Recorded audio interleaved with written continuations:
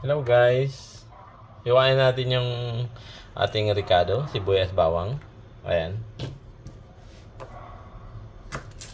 Tanggalin natin yung matitigas sa dulo.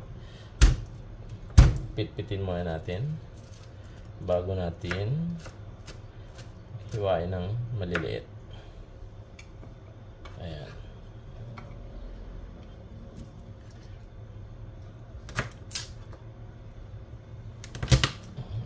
Ligisin muna natin, pitpitin.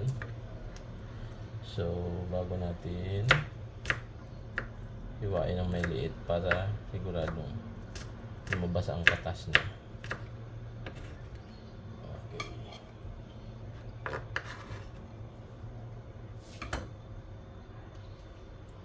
Okay na guys, ayan na. Gayat na natin ang ating pansahog. Okay. Salang na natin ang kawali. Guys, salang na natin ang kawali. Iyon natin. Ito na sila. Dito na ang giniling. So, ayan. Painitin lang natin ang kawali bago natin lagyan ng mantika.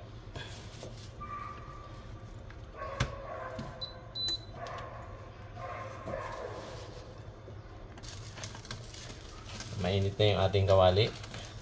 Lagyan na natin ng kaunting mantika. Lagyan natin kaunting mantika guys. Para panggisa sa sibuyas at bawang. Ayan. Painitin lang natin yung mantika.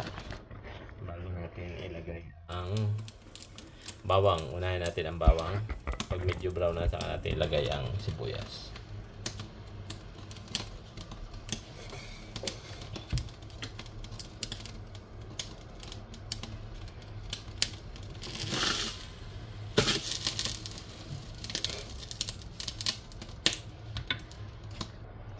So, pag mainit na ang kawali at ang mantika, ilagay na natin ang ating bawang.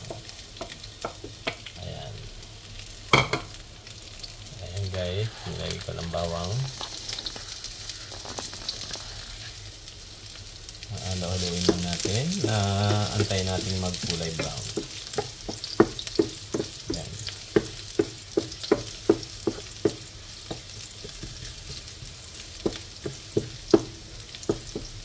Pag magkulay brown na siya ng konti, ilagay na natin ang sibuyas. Ayan na guys, medyo brown na, ilagay natin ang ating sibuyas.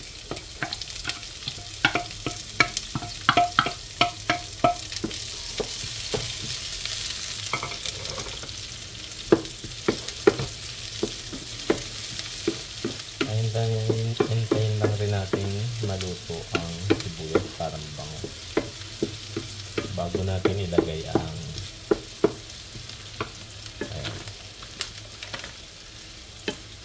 ayan, brown na sila, brown na ang bawang. Ayan.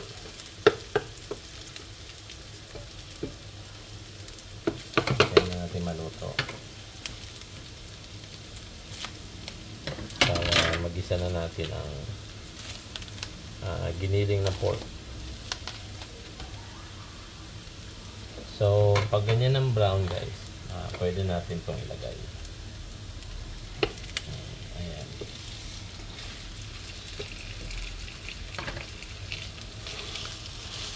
So, hintayin lang rin natin maluto siya. Ayan.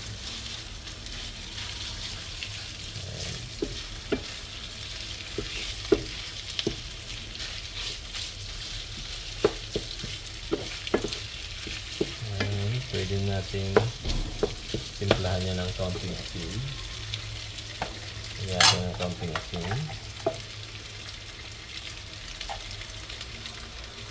Yung naayon lang sa ating panlasa. Okay. Lagyan din natin ng bell pepper.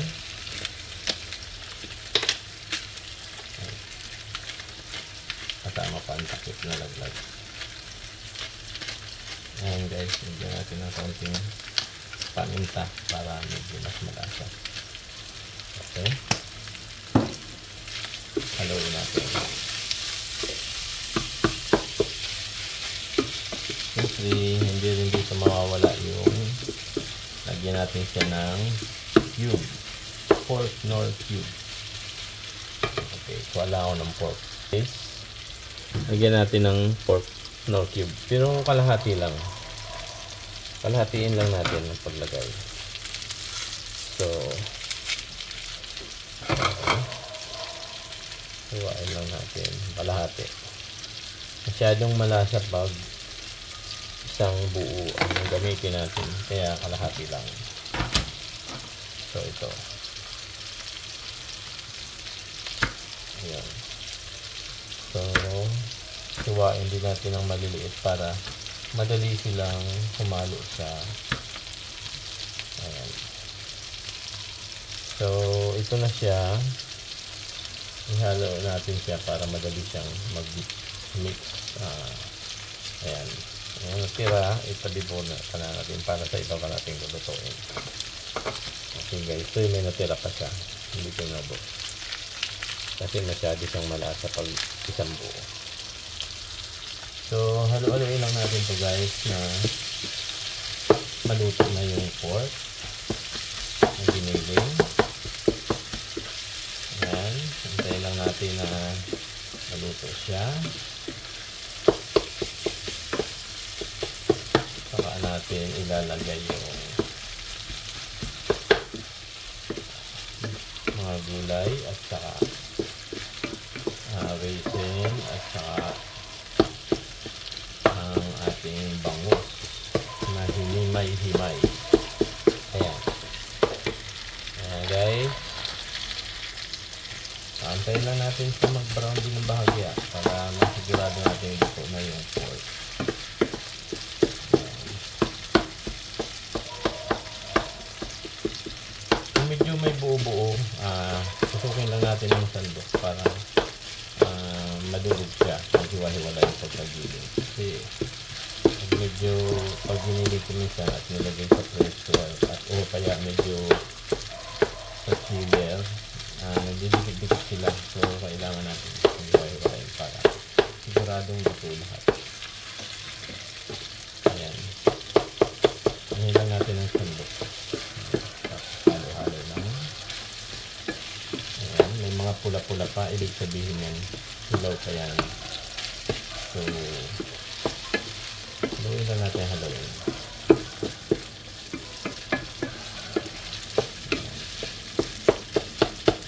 Ayan guys. Okay, babay muna. Hello guys. Medyo luto na yung giniling natin. Ayan. Pwede na nating ilagay ang kung anong gusto nating i-mix dito.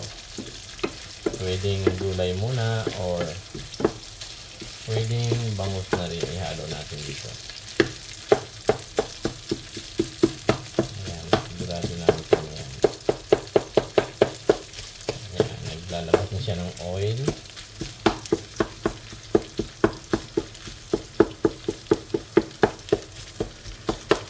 Ayan.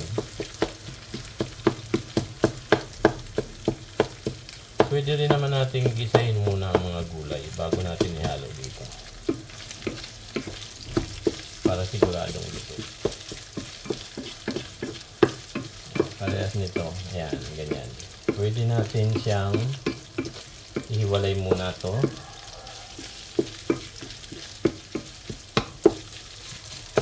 Ang gusto natin para igisa dyan sa mantika niya yung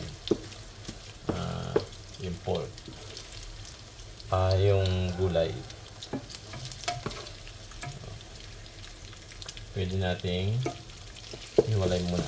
Pero tingnan natin kung medyo maganda na yung ganito. Pero pwede na rin hindi ihiwalay ito. Ayan, pwede na nating ihalo ang bangus. Ayan, ihalo na natin siya para humalo na sa timpla na nilagay natin. Ayan, yung bangus na ating hinimay. Ayan, kung may tinik pa makita, tanggalin natin. So, kung mayroon pa siyang tinik na bahagya, para siguradong malinis pagkain natin, mawala siyang tinik. Ayan, may nakuha akong bahagi yan. Sunod 2 piraso. Pero okay na to. Ayan. Ayan, oh. Okay na.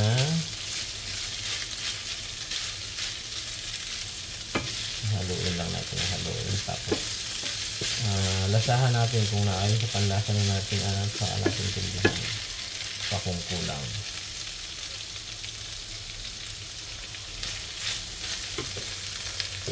Ayan, lagay na natin ang carrots. Ayan. Ayan ang carrots. Ilagay natin. Unahin natin ilagay ang carrots.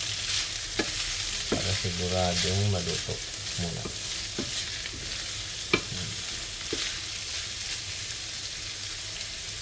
Ayan, nagtinig pa siyang natira konti. Ayan, guys. Tingnan nyo. Hintayin na natin maluto yung carrots bago natin ilagay yung patatas at saka yung raisin.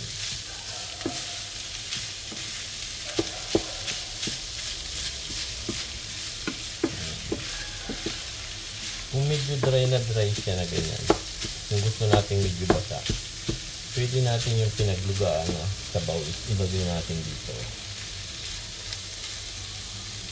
para medyo hindi siya masyadong dry. Pero ito okay lang ito. Ayan. Gusto na rin ang carrot. So, ilalagay na natin ang patatas. Ayan.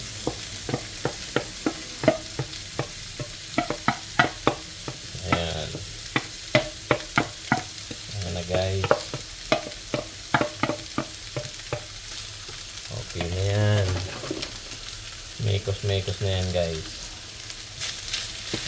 Mix lang yan. Okay na siya. Okay, ayan na siya.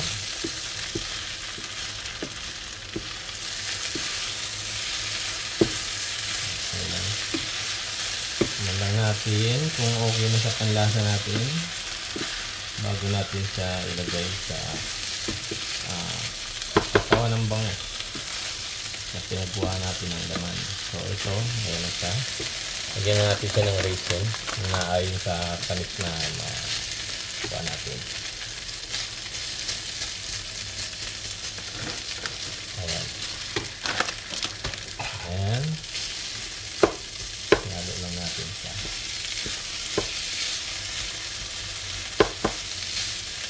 Para medyo may kaunting tamis-tamis. Ayan.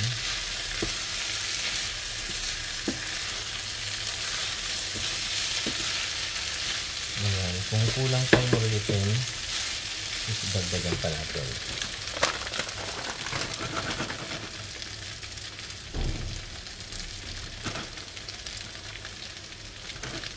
Ayan. Siguro okay na yun. So, sapat na yan. Sige lang. Haluin lang natin ang haluin. Ayan ito ang pantinit ka na. Tira. Ayan. Ayan natin. Okay guys. Pwede na ito guys. Okay guys. Pwede na ito. Guys, pinatay ko na ang apoy. Guys, pinatay na ang apoy. Ngayon, palalamigin lang natin konti. Bago natin ilagay dyan sa katawan ng bangus.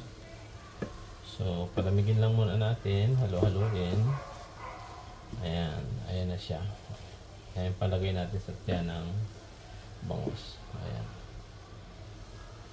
Ayan na siya. O guys, medyo malamig na siya. O, malamig na.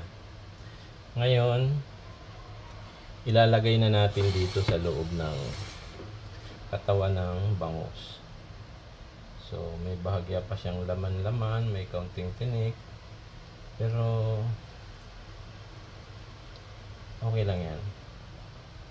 Tanggalin natin. Kasi, prituhin pa naman to pagkatapos nating ilagay dito.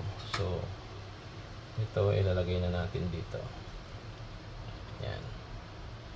Yan, bukahin lang yan. Ilalagay natin dyan yan. Yan. Ito lang. Ilalagay lang natin dyan. sa loob. Ayan. Tapos siksikin natin. Ayan. Ayan, madali naman yan. Ayan, pag ganyan lang. Ayan, ilalagay natin dito pa konti-konti. So, kung may ibang paraan para mapabilis paglagay dito, so, ano na lang kayo, improve, ano nyo na lang, improve nyo na lang. Ayan.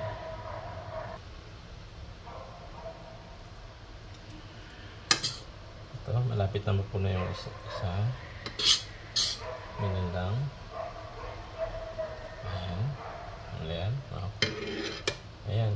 Tapos, tulak lang natin pababa yung mga laman para masiksik dun sa baba. Okay. Salinan pa natin hanggang sa mapuno. Ayan.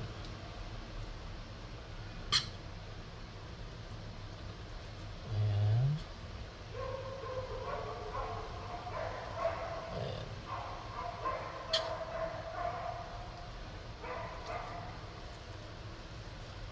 Okay na.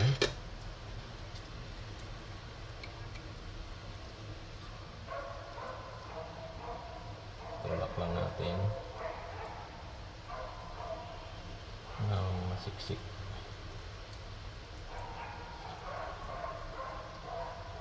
Ayan. Ayan guys. Ayan. Puno na siya.